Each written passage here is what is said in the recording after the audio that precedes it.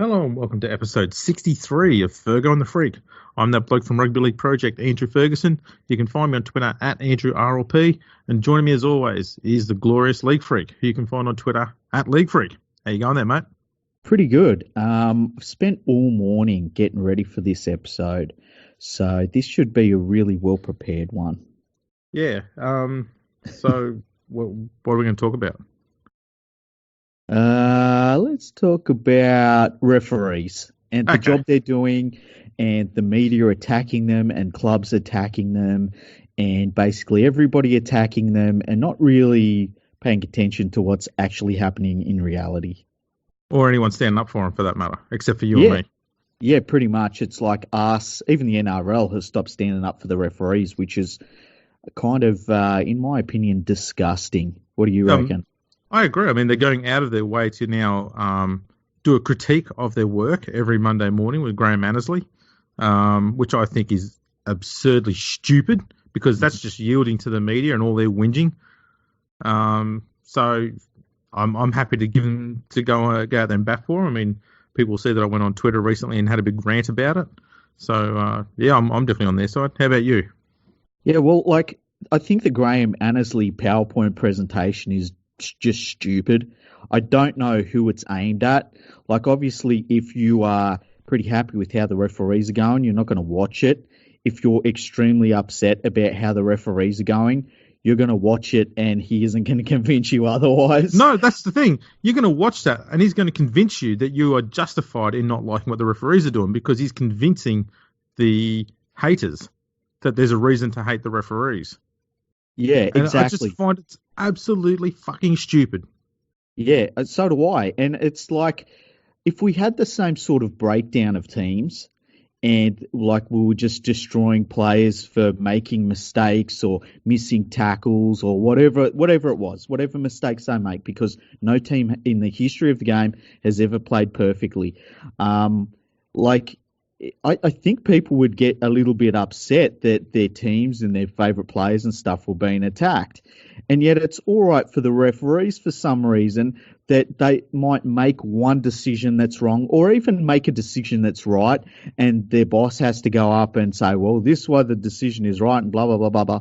And it just makes no sense that, like, I feel like it adds to the culture that's been generated within rugby league to attack the people with the whistle when it's really the teams that are losing games. And the coaches, a lot of the coaches make really, really bad decisions with either the lineups they put up, the benches they use, the way they use their bench. And they for some reason, escape scrutiny for it a lot of the time because the referees get blamed. Yeah, we've even seen this week that Phil Gould, the almighty, came out once again and said, I can fix the problem with the referees, in 15 seconds if you just give me power of the job.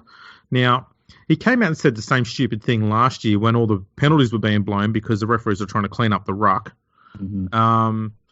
And his complaint then was there were too many penalties and they should only be calling the obvious ones. That's pretty much the sentiment anyway. So that's what they're doing this year now. And he still thinks they need to be fixed because they're too inconsistent, I dare say, because they're doing what he said. So already he's proven in the space of 12 months that he's got no fucking idea, so he shouldn't be hired to do that job either. 100%. And it's weird because the media, and we've talked about this a little bit, they will ask for a crackdown. And then when there's a crackdown, they say the referees are ruining the game. And so they say that they need to ease up and not call everything. And then if that happens and the referees don't call something, or they try and call something that's a little bit of a common sense thing where you might get a player that is barely inside the 10 off of a kick, but they don't call it because he didn't really have anything to do with it, they blow up about that and say, well, what about the letter of the law? And then they'll talk about, well, this is not against the letter of the law and this is for it. And it's just they are chasing their tails constantly. And the poor referees, when they get support from the NRL, they're fine. Like, I've got no problems with them. But it's as soon as the NRL itself, that their eye starts twitching and they start getting a little bit fidgety, as soon as that happens, the referees now have to contend with the organisation that should be backing them 100% is now second-guessing them and the job they're doing. And the referees are just humans. They've got to start. They've got to be running out there thinking, "Oh, I kind of know what I should be calling, but everyone, including my boss, is saying I should be doing something a little bit different. So maybe I should try and, do something a little bit different." And that's when you run into problems. Yeah, and when you have one of these decisions come out saying, you should only call the obvious ones, that immediately breeds inconsistency, no matter how good the referees are, because you're asking the referees to ignore things. And 100%. it's stupid. I hate that attitude that they had, and that was Buzz Rothfield and Phil Good and old handbag Crawley. They were the ones who were pushing that wheelbarrow a fair bit. Yeah, I hate this constant attack of them, and I think for the Annesley video thing, I'd be fine with that if that came out after all 16 clubs went through and reviewed every single player's bad performance and mistake prior to the referees one coming out, so that everyone's being accountable. Yeah, 100%. Because all of these teams are making mistakes every single game. They can hardly go for 10 minutes without making some sort of mistake. It's a bloody good team that does that, that'll play for 10 minutes of game and doesn't stuff up in some way. It might even just be a bit of a miss kick that doesn't get enough distance or whatever it is. It might be a pass that's wrong. It might be a play that just breaks down a little bit. No team is perfect. And so to have the only people that are really broken down, and it's by the NRL itself. It's not even like you can say, well, Fox Sports does this show and it's a bit gross because they break down the referee performances. It's the NRL that's doing it. Like, why would they add to that? That's right. They're only making things worse for themselves. So yeah, I had that big rant on Twitter, and I just said, people need to just shut up and let the referees do their job. But a lot of people don't realise how good refereeing is today compared to in the past. You've only got to look at some of those retro games and look. Yeah, if you look closely and look at the obvious things that were missed, tries that were awarded that shouldn't have been, tries that were disallowed that should have been awarded, forward passes, knock-ons, all this stuff. And funnily enough, that happened when we only had one referee controlling the game. You're now getting calls for people saying, we should go back to one referee. Paul Kent loves that one. No, one referee is stupid and it's worse. Exactly. And it's funny because the media pushed for two referees, and as soon as two referees come in, the media were pushing for one referee. And the other thing is they'll say, we only use one referee for test matches, and look how that works out. Yeah, you're talking about, the elite of the elite playing in a test match, and you're wondering why the game looks pretty good. Like maybe it has something to do with that. Maybe it has something to do with the fact that you've got the very best players in the world out there playing. That point is always forgotten because it's the same thing with Origin. They always say, the referees ease off in Origin because they never call as many penalties. And going, look at who's playing. Yeah. It's the best in the world. Mm.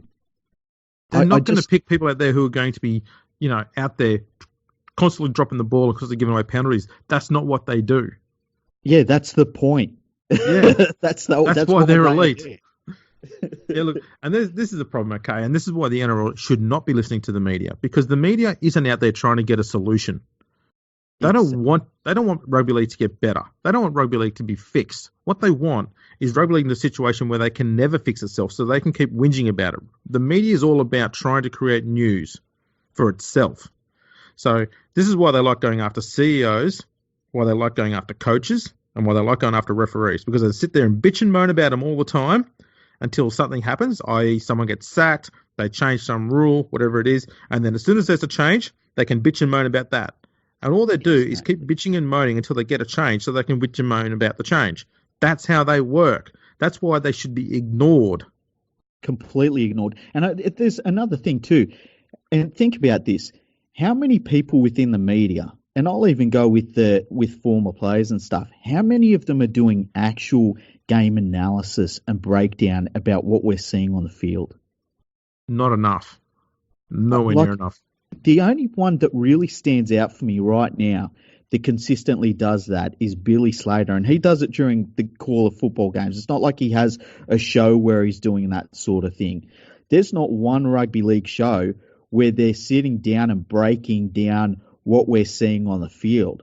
We're not seeing why the Gold Coast Titans have two elite hookers, and yet they're running out of dummy half isn't fantastic and why that is. We're not seeing things like that. We're not seeing why the Storm are able to lose somebody and then for whatever reason, you lose Cooper Cronk and yet they have the same structure in their side with Brodie Croft.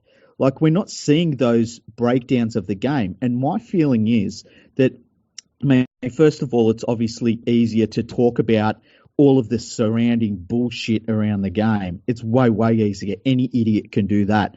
But how many people can actually break down a game of football and talk about why Team A is beating Team B or why Team C is making so many yards up the middle of the field while their opposition can't do the same thing?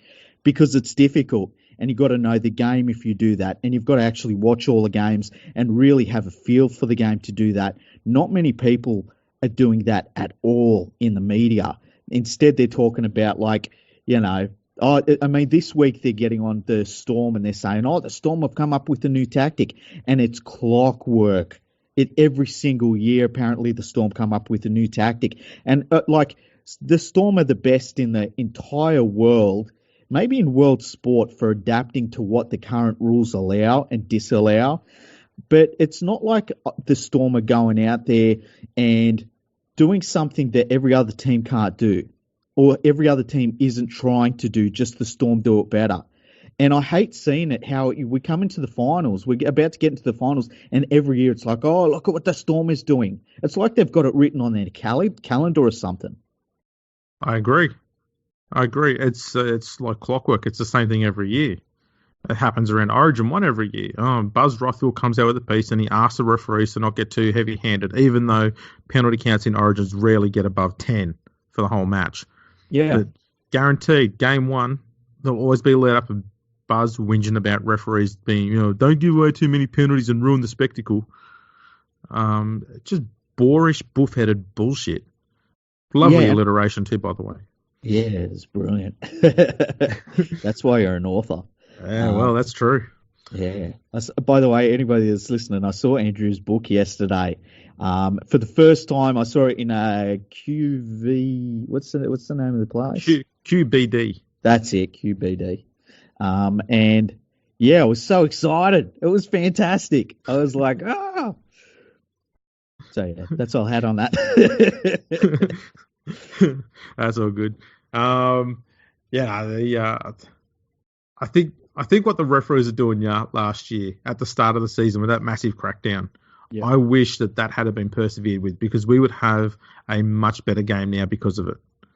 And instead, so do I. The dinosaurs came out going, the penalties are killing the game. That one game where there was 33 penalties called, and that was between the Sharks and Melbourne. Yeah. That was going to happen, because can you tell me of two teams who work harder in the ruck to slow down the game than those two sides? Yeah, exactly. And the other thing is too, I don't want to watch rugby league and see 16 homogenised teams playing the exact same way. And when you get one team that's trying to do one thing and one team that's trying to do another thing and they clash, that's part of the sporting contest. And if that results in a lot of penalties, that's part of the sporting contest. Yes. That's what you watch the game for. If you want to see no penalties in a game, the referees can do that. That's really, really simple. But you're going to see everyone playing the exact same way. I would much rather see 16 different clubs trying 16 different things, and it's like styles make fights. That's what you want to see in rugby league. Exactly right. And the great thing about rugby league, especially last year when they had that crackdown in the ruck, is it created some instability in the results. No one knew what was going to happen. Yeah. That's the thing. It was great. It was hard to predict who was going to win. It's fantastic. I think at the start of this year, and for the majority of this year so far, I've really enjoyed the way the referees have called the game. I think that they were given a lot of backing to be like, look, we trust you, go out there, do what you got to do, be rugby league referees. And I think they did that. And I think you saw that in most of the performances by the referees. And I think that you saw that in the game overall. But as soon as the NRL started to get a little bit squirrely about some criticism, all of a sudden the referees now are having all of these different signals sent their way, and that's when you get the problems. That's because the referees are experts, and I think that people forget that these are people that are world experts in the sport. They're world experts in the rules. They're world experts in how the rules apply from the book onto the field. No one is better than them. And on top of that, they love the game as much as anybody else. And so they want to see a good game of footy themselves. And they know what works and they know what doesn't. The problem always comes from when an outside influence steps up and says, "Oh, we want you to change this." Yeah, and I think you hit a very, very good point there, and that is they love the game. Okay, because I remember hearing a lot last year that from some people in the media, but a lot of it from social media, people saying, "Oh, the referees just want to be part of the action. That's why they're calling these penalties. They want to be part of the show." And you're going, that makes absolutely zero sense. You sit down and think about that. Okay, if they love the game and they want to be part of the action, why would they go out and intentionally call wrong calls? Yeah. How is that helping anyone? It doesn't help the referee if he's doing his job badly because he could lose his job. Mm-hmm. Think about it, people. Don't just go out and say this stupid crap. Other things are people saying, "Oh, refs are biased towards certain clubs." No, they're not. Some clubs, as you said before, know how to manipulate the rules better than others. And this is another issue the game has, is the game is no longer played in good spirit. The game is now played by 16 teams who are trying to exploit any loophole they can find in the laws to get that advantage. Because we've got the salary cap, all the teams are a lot more even now than they've ever been in the past history of the game. They now have to scratch and scrape for whatever tiny advantage they can find. And exploiting loopholes in the laws is the biggest one they can go for. That's why they do it. That's why we've got illegal tackles and stuff like this all the time now, trying to find an advantage. Yeah, and like you sometimes see teams come out and they will find something that they believe gets around a rule. And if it was up to the referees themselves, like if say the referees were run as a collective just by the referees, they didn't have a boss or anything. They sat around on a Monday and they, between themselves, were able to say, "Listen, we've got a problem here with," and I'll pick one out with, say, the chicken wing thing, right? I think if it was up to just the referees themselves, that stuff would be stamped out immediately. But the problem is that you get into this thing, and it's almost a corporate situation where everything has to filter down before it gets to where the rubber meets the road and the referees are out there calling the games. Because if you're a referee that goes out there and you realize that there's something that's happening, a tactic in the game that shouldn't be allowed, and you just start blowing whistles yourself, and you should be, like, they know how to control the game, that's fine. But if a referee randomly did that out of nowhere, people would go absolutely nuts. Yep. Fully agree. It's nonsense. You don't see this same targeted vitriol by fans and the media towards referees in any other sport, I'd imagine. It's nonsense. Yeah, I'm trying to think. I mean, like I'm a basketball fan, and you will see some things about the referees in basketball, but it's not media driven the way it is in rugby league and in the NRL. And I feel like because most rugby league journalists, not all of them, but the vast majority of rugby league journalists are absolutely trash at their job.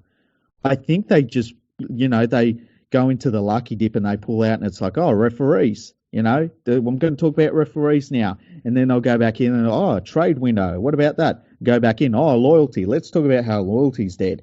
It seems like they go through the same shit because they're so bad at their job.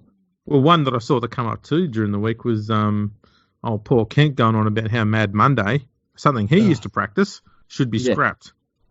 Yeah. And what should be scrapped is because in the past when he went on Mad Monday, journos didn't go around trying to get a scoop. They knew that the players were going to let their hair down. They let them be for one day.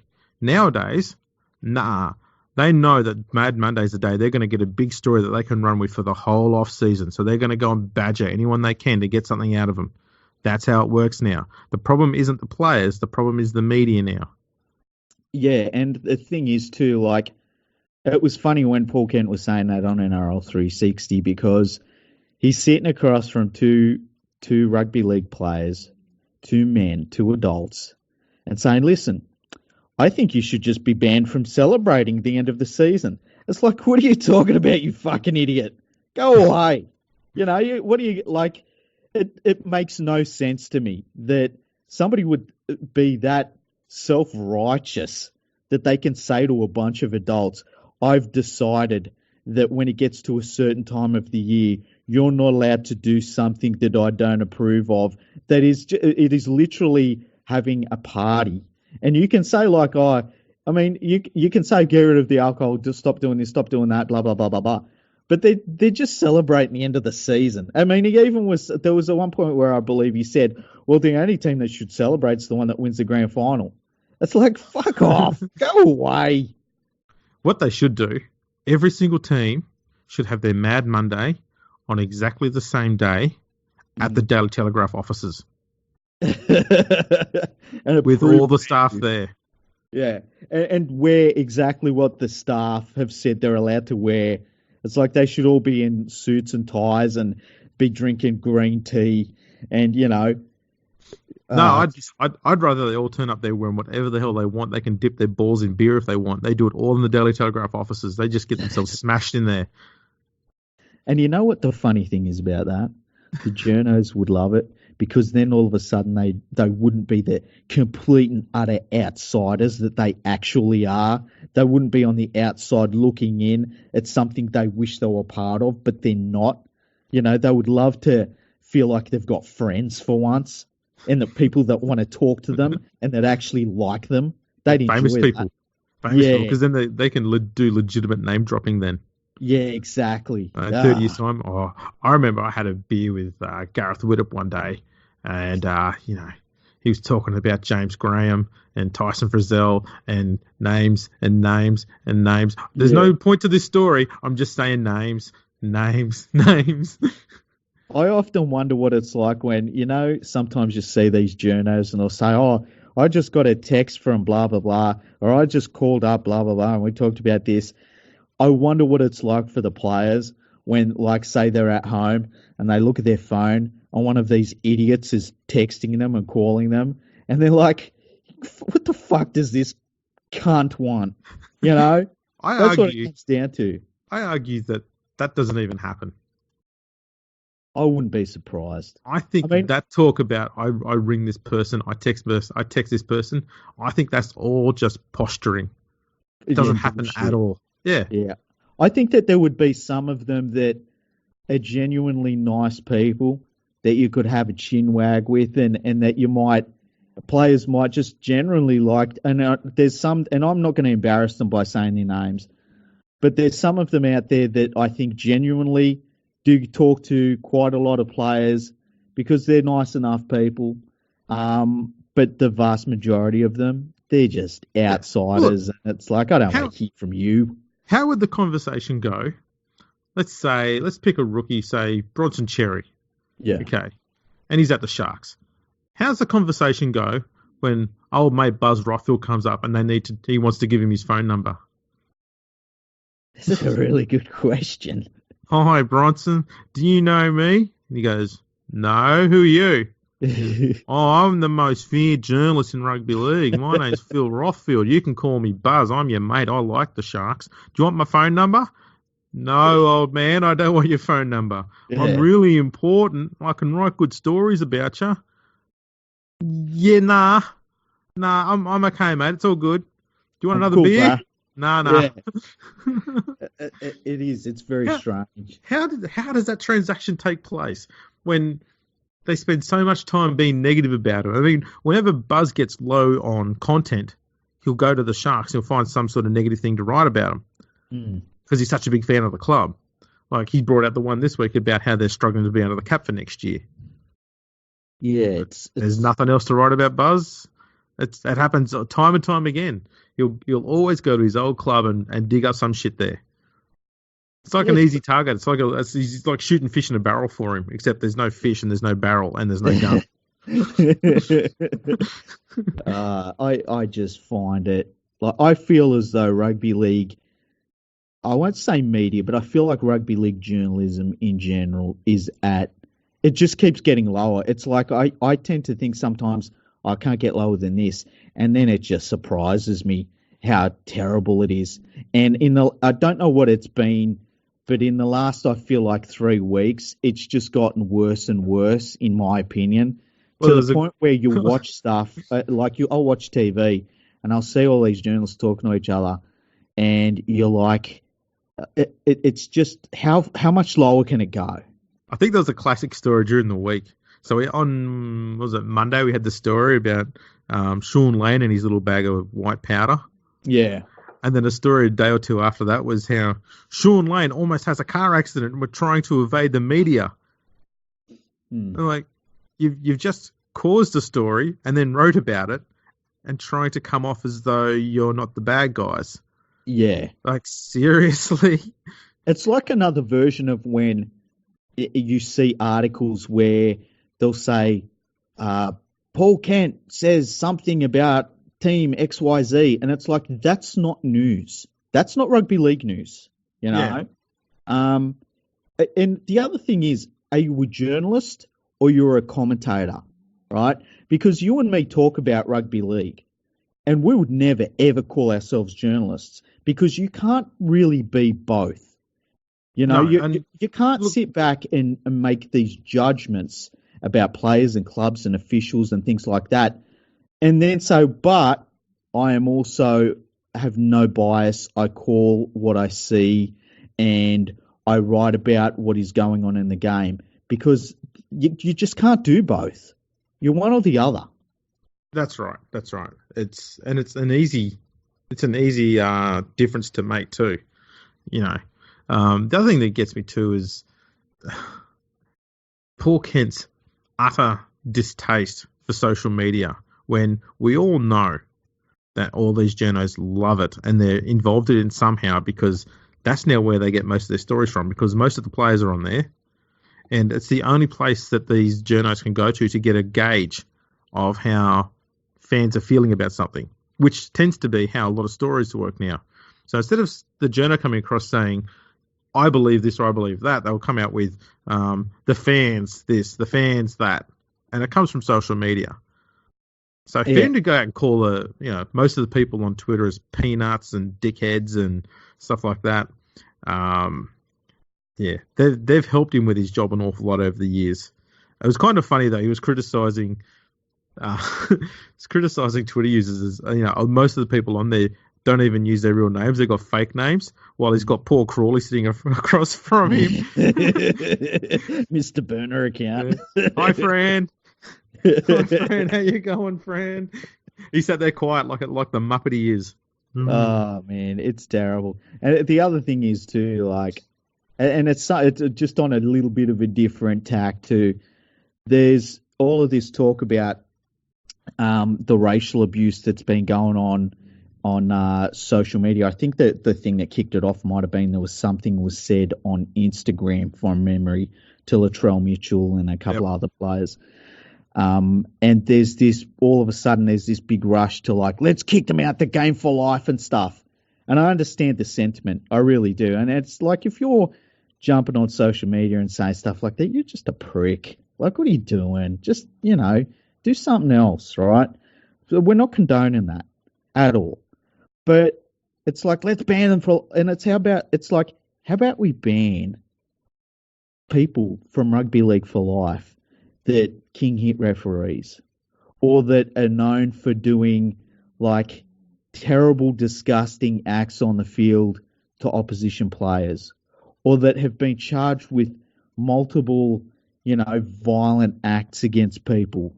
Why don't we have the same ferocity to try and get those people out the game as we do for some fucking random idiot that's saying dumb shit that's hurtful on Instagram? Does that make sense?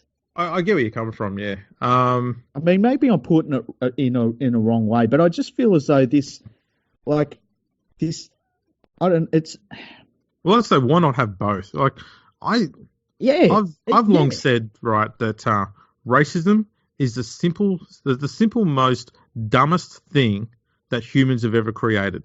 yeah. It serves zero purpose. It achieves nothing, and it's only for the utter. How can I say this in the most clearest way? It's for the dumbest fuckheads of society. Yeah, Like, you have to be really fucking low on IQ to resort to racism in a way to get your point across. If you can't use proper words and make a coherent argument without being a fuckhead by saying racist shit or making death threats, you should have your right to speak revoked. You but should how have your about? right to communicate revoked. Could you imagine how miserable a racist person would be watching rugby league?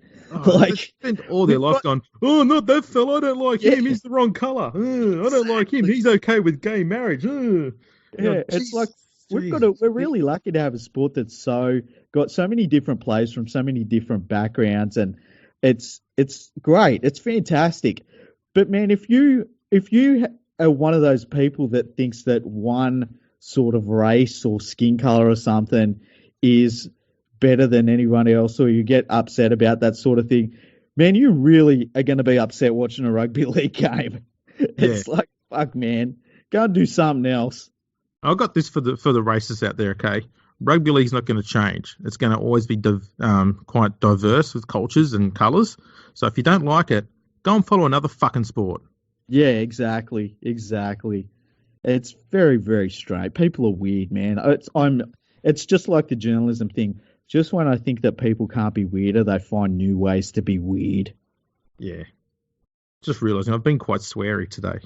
It's all right. You're allowed to be. I got your Con- back. Considering that we're winging this episode, I'm a bit fired up. I know. See, it doesn't take much to get us talking about footy, and it's funny because for people that don't know, we come into this episode and we're like, "What do we talk about?" And I said to Andrew, "Look, we do some of our best podcasts at night when we're just chatting to each other about footy. So let's just start talking about referees and see where we end up." And look, this is what's happened. Yeah, Like I'm abusing racists. yeah. Oh man, it's fantastic. Right, well, what else is going on that we can sink our teeth into? I see Well, James Tedesco's parted with his manager, Isaac Moron, and he's now got the shits with him, and I don't know, he's done some sort of weird shit with his contract, I assume. yeah, and they're looking into it. I can't see much coming from that. It's a bit of a I beat up, kind of like the Sean Lane thing. Like he walked away with a $20,000 fine. What was the point of all that hoo ha? I think that's slightly more than what Josh Maguire got for eye gouging at the start of the year, wasn't it? I can't remember how much he got. Hey. He got fined some pissing him out for attempting an eye gouge. He was raking at someone's face.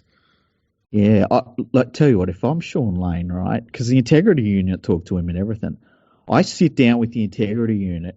I say to them, I'm willing to do a drug test right now.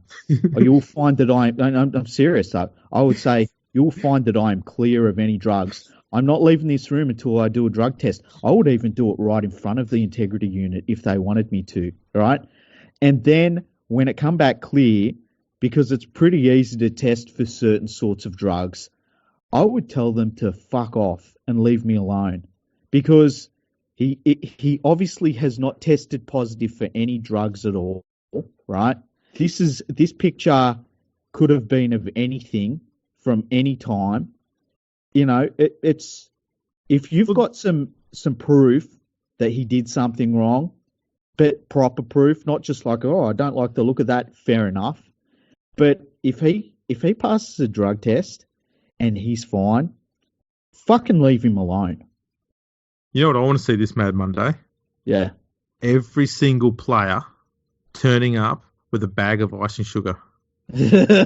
Oh God. Test us all. We're all high as a kite for about 15 minutes, and then the icing sugar wears off, and we're back to being sedate again. I know. Look, I mean, Benji Marshall got ear bashed this week on a TV show about dressing up at Mad Monday, and me and Benji handled it really well. He's like, He's laughing about no, it. I'm going to dress up. Go away, you know. Yeah. But this, you know what it comes back to? Remember when there was that whole issue with the Bulldogs in the early noughties, and they turned up to the police station for questioning, which was in itself a bit weird when you think back about it. And the media didn't approve of their attire.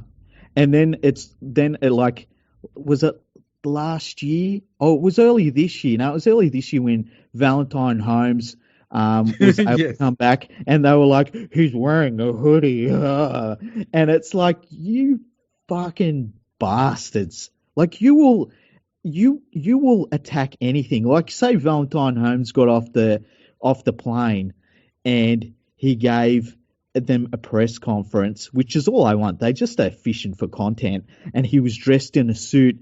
They'd probably attack him for like something that he said. You know, whatever it was, they were going to have a go at him. And, oh, man, they're just the worst. They're the very worst. Remember, they did the same thing too when the Starter investigation was going on, and Wade Graham turned up in a pair of thongs and shorts. Oh, I don't remember that. Did they? Wow. Yeah, they go, oh, how dare he turn up to an investigation wearing that, and going, it's clothes. Like, they're asking questions. They're not sitting there doing a job interview. Yeah. What the fuck? Like, you get him wearing thongs and shorts, or you get him turn up wearing nothing. Which would you prefer? Yeah, exactly. It's, oh, man. It just gets me. It really gets me. And it must get the players. And I tell you what, the players, for the most part, they keep their mouths shut about it. But I would love to, and here's a thing. Any player out there, right, we'll keep you completely anonymous. We won't let anybody know who you are. But if you want to do an interview with us and talk about what you think about the media, and we promise you it will be completely anonymous. Actually, you are more than welcome to come on. What they could do is talk to us via DM, and we can read their answers out so you don't even hear their voice. Yeah. That would be even better. Or even you can email podcast@leaguefreak.com. Yep. From a fake Gmail account. Yep. And just let us know,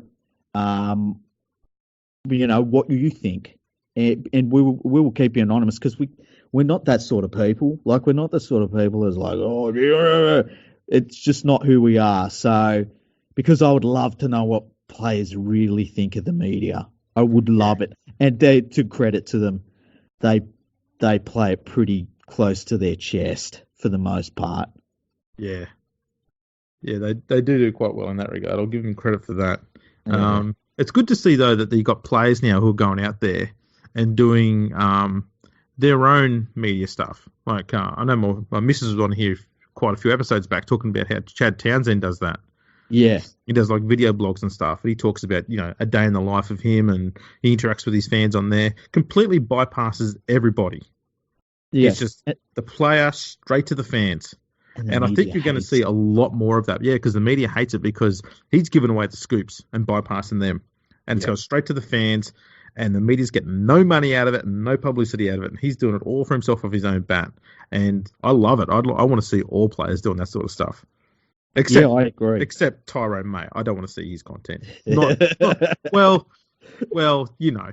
How dare you? How dare you? I agree. And, podcasts by players and things like that, it's not generally what I would personally take in myself, but because I like watching them play footy and stuff like that, and they're all right to talk to on that. But outside of that, it's just, I don't know, I'm a bit different like that. I don't really care what the players do in their own time. But I understand that plenty of people absolutely love it, and I love that part of it, and I love the interactive. There's when you hear people that get to meet players in meet and greets and stuff like that, and they get so much out of it and they love it, and it's a very special part of rugby league. I would love to see players just bypassing the media completely and doing their own thing more and more. And I think we're going to see that more and more. Like, for how easy we found it to set up a podcast and the minimalistic amount of money that it's taken, and I'm talking like, a couple of coffees a day and you've got it basically covered for the whole month. It's that more players should do it. They really should. Yeah, absolutely. Make sure you get yourself a good legal team, though. Yes, I mean, we scoured the earth because obviously you've got that mansion there. I know you've got that. I won't give away the details, but you do have a storage facility somewhere in the world that's got gold bullion in it. Yes. And this legal team that we have got, they only require one of these gold bars. Easy setup. And that's all it's got to take. And let's be honest, football players are earning almost as much as you are. So they should be able to do the same sort of thing, the same sort of deal as well. And, maybe if they get in touch, you can sort of drum up a discount for them. 10% off or something like that. Save them a bit of coin. Yeah. Maybe we should have like a discount code that we put out. It's like if you put in Fergo and the free, 10. Well, I was thinking, no, the code should be something like Cup and Wink. Cup and... The code is Cup and Wink. That's hilarious. That'd be a nice code. Speaking of legal team, I see that our legal team and our CEO are now involved in the starting block, which is fantastic news. Yeah. It was, I was going to say they'd be bloody busy though. Yeah. Well, the starting block, let me tell you, I listened to it last night. Bloody hilarious. They gave me some nice shout outs, which was nice. But, yeah, it was, it's good to see. We're building a bloody army here, man. Oh, yeah. So, no, it's been fantastic. Anything else you want to talk about in this Winging It episode? No, I think that we're going to try and set up a couple of things over the next couple of days, which should be interesting. What I was thinking? We should, maybe one of these nights coming up, bring on a couple of our followers. We'll have little quick podcasts with them, chuck them up. That'll be interesting, especially with Women in League Round, or as I like to call it this year, because it seems to be pretty low-key. It's Women in League Round. We better do something. Yes. We can get the CEO back on. Yeah, that'd be fun. A lot of people don't know this, especially on the podcast, but I think we may actually have a video from ages ago. I don't know if we kept it or not. Yeah. From when we went on Periscope, and she came on for quite a while. Before we found out that we were probably denying her quite a fair amount of sleep she needed for the next day's work. Yeah. But she had a good chat. It was fantastic. She was brilliant. So, yeah, we'll try and get Nadine back on again. Yeah, that'd be fantastic. Well, on Fergo and the Freak, we keep the ladies up late. You know what I mean? We'll have to see if we can get the legal team on as well. Yeah, we should. I reckon we should do that over the next couple of days. We'll try and get that done. Yeah. That'll be your job, is it? Yeah, I'll send some DMs right now and be like, excuse me. It's Please. the same. Basically the same sort of thing I used to do when I'd kick a ball over the fence of a neighbour's place. You get up on that fence and you go, excuse me! And you do that for an hour and a half until they come out. They're like, what the fuck is going on? They throw a house brick at you. Back? Great. See, I didn't have that issue because I grew up in the country. So if you kicked the ball over the fence, you just had to go for like a bike ride to go and get it. Ah, okay. Yeah, I grew up in Mount Druitt where, you jump over the fence, you might be torn apart by dogs. Well, I mean, you run that risk in the country too, but there's a bit more space to run around in. Yeah, true. I remember jumping over the fence once. There's this big Alsatian that used to live next to us. Really angry dog. My basketball went over the fence, but it was sitting up on top of like it was like a car jack or something. And I was like, I know I can get this. So I sort of distracted the dog at one end of the fence, ran over, jumped up, grabbed the ball, jumped back over. And apparently it was a very, very close thing. I'm wondering if that was something that was commonplace in Penrith, and that's why they chose to wear jumpers with brown on it. Possibly. I thought I was really clever when I did it, but I was told it's like, You've got no idea how close that was. You almost had your ass removed. Pretty much. Right, well, I was going to ask, should I sing happy birthday to you? Well, it was yesterday. Yeah, well. Yes. Okay. Happy birthday to you. Happy birthday to you. That'll do. Okay, yeah, that's enough. I think that's about all you did for me as well. We don't want to go. Yeah. So it was a good day. I had a good day. Oh, that's fantastic. If people have been on Twitter recently, they would have seen a little snippet we put up last night of the episode before this, bit where we spoke about the cup and wink. Yeah. Retweet it because it's pretty funny. It's pretty good, yeah. That's listen to me bragging. I'm pretty funny. I'm pretty funny, you know. Yeah, it's funny when you can listen back to yourself and you just crack up. It's kind of weird. and a bit embarrassing at the same time. I can't believe I'm laughing at myself. Yeah, no, it's pretty good. For those who have asked, I've actually had a few people asking when we're going to do some more history stuff. There is quite a bit more coming up. Yeah. We're just trying to tweak it so that it can be also, I suppose, have some sort of modern day linkage with it as well. That's what we've been doing with all the history stuff, and it's been really good. It's created good conversation. So trying to find a way to tweak some of that. Some of it we can't do, but we'll still try and do some of that as well. Good off-season stuff. Yeah, and we've got like we were talking about an episode last night that we could throw together with a club, and just fascinating stuff. But we want to make sure we do it right as well. Yeah, so there's a fair bit of stuff there. Obviously, most of it's a lot of the stuff that I've done a bit of work on in the past. So that will be the easy stuff. But then we'll branch out to other stuff as well. Probably even take requests of stuff you want us to look into. Yeah, that'd be great. Just podcast at leaguefreak.com. Let us know. Yeah. Follow us on Twitter at FergoFreakPod. We're on YouTube. I don't know the link there, but if you go to the podcast account, you go to the YouTube account, podcast accounts, the Twitter account, they're all over their place anyway. Yeah, and if you go onto YouTube, go to the search bar and just chuck in Fergo and the Freak, and it comes up. I think it's the fourth one down, and you just go to that. That takes you straight to the channel. There's about 70 videos there, almost. It's crazy, eh? Yeah. So that's also where we've got live episodes. You can watch them live there when we do them, or you can watch them back after they've already been to air.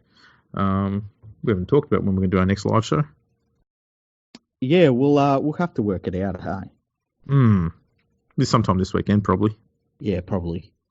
I got plenty of beer in the house too. I should get sloshed and we do an episode. Wouldn't that be fun? There's no idea. We should do the Titans game then. Are they playing the Dragons this weekend? No, that was last weekend. Yeah. Oh, the Titans have got Parramatta. Wouldn't it be funny if the Titans beat Parramatta? I'm tempted. We should probably think about doing that one. What day is that? That's tomorrow at 6 p.m. Tomorrow at 6. I can't get drunk that early, man. Come on. I can't get smashed that early, but we could do it. I don't know. I reckon with enough application, you could surprise yourself what you're able to do. I've been hammered before 12 in the afternoon, so yeah. Let's see. Melbourne, Canberra, Newcastle Cowboys, South Bulldogs. Jason Tomalolo's out for the Cowboys against Newcastle, by the way. Yeah, he is. Changed my tip. I put my tip in late. So she said. Albie sent me an email saying, dude, come on, man. Tips. And so, yeah, that changed my tip, actually.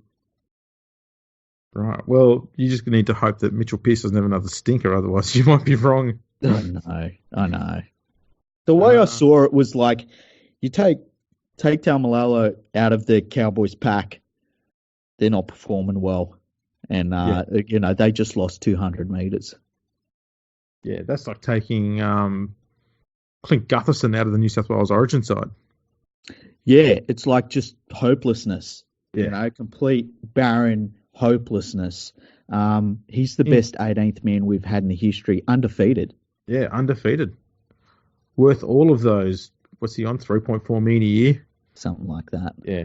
He's Our worth it. Wally. He's To our be Wally. honest, Parramatta should be wary of other clubs. They should probably upgrade him. I reckon so. He's been chased by Parramatta. Parramatta. He's been chased by Parramatta. They should upgrade his deal. Now, someone did say on the poll that we had on your website, leaguefreak.com, there's an NRL fan poll on there, a proper one, not a fluffy one. Yeah. And someone complained on there that Shark Park wasn't on there as one of the worst grounds around. And it was a Dragons fan. Yes. And I didn't get a chance to respond, but my reasoning for why Cogra should be there is the fact that how can you get excited about going to Cogra and watch a team coached by Paul McGregor play there every week? That's a good point. That is a very good point. When I saw that and it was late at night, and I'm sorry I haven't replied to that yet, but I thought to myself, why did we leave it out? And we did a lot of research and things like that, and then just forgot about Shark Park. Yeah. I think at the end of the day, the fact that there's an actual pub attached to Shark Park kind of gets it just out of the grey zone. True. That's very true. Yeah. Plus, I might get my ass kicked if I put anything negative in there about the Sharks. Yeah, well, people don't realise this, but yeah. Yeah, I mean, let's face it, it's probably been 25 years or so, but John Bobbitt taught us all lessons that we all take on board. Yes. And Australian women, they're a lot more motivated and a lot more stronger-willed than American women. And I say that in all positiveness, and as a complete praise, and not as anything negative. Nothing at all. They've got an inner strength, and they don't and an outer strength, and an outer strength as well. They are, and I say this in all honesty, the best women in the world. I agree, 100%. Prove me wrong. Prove me wrong, people. Prove me wrong. What do you mean prove them wrong? How would they prove? That's right. That's the point. Try and prove me wrong. I'll argue that you can't. Exactly. There we go. That's women in round for you. Women in rugby league round. Yeah. We almost have harmony there. Thank you to all the ladies that listen to us, and powerful, positive women that listen to us. And we hope you've enjoyed listening to this podcast while you're doing all the housework and cooking for hubby when he gets home. There they go. I had to. I'm sorry. You had to, yeah. I can hear them all going. I can also hear the boss and the legal team banging at the door. Yeah. You fucking said what? Tidy. Alrighty. Well, before we descend into too much more gibber, thanks for tuning in. As I said, get in touch with us at Andrew RP, at League Freak, at Virgo Freak Pod. We're on Facebook. We're on YouTube. We're on every podcasting thing there is. Get in there, like, subscribe, everything. Give us a comment. We're going to read out the iTunes, Apple Podcast comments soon. We've had a few extras come in there. Give us some 5-star reviews. It all helps. It's all fantastic, and we love you for it. Yes. Thank you to everyone for supporting us. It's great. And we did actually also have a poll I'll quickly mention about whether we should have intro music or not, and it's about 60-odd% said we should. I mean, we need to know. We might have to run another poll. Is that enough to actually go through with it? We're not convinced. We're kind of hoping for something a bit more convincing than that. Yeah. But nonetheless, Freaky here's going to work on producing some magic. He's an absolute genius with the instruments. So he's going to put something together for the intro. I can drop some sick beats, let me tell you. Yeah. Sick. Listen to me trying to sound cool with the kids. Okay, dude. Cowabunga, man. Let's wrap this rabbit up, and we will catch us all later.